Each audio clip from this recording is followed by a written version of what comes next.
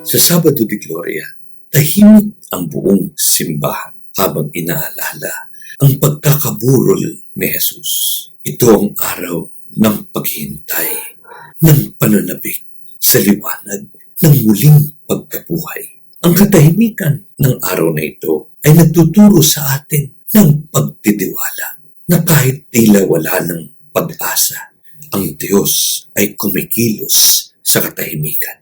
Ang Sabado Santo ay paanyaya na maghintay ng may pananampalataya sapagkat ang dilim ng gabi ay palaging sinusundan ng bukang liwayway ng bagong buhay kay Kristo.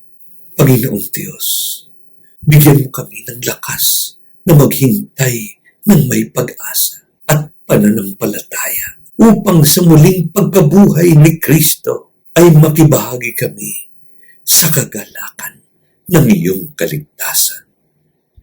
Amen.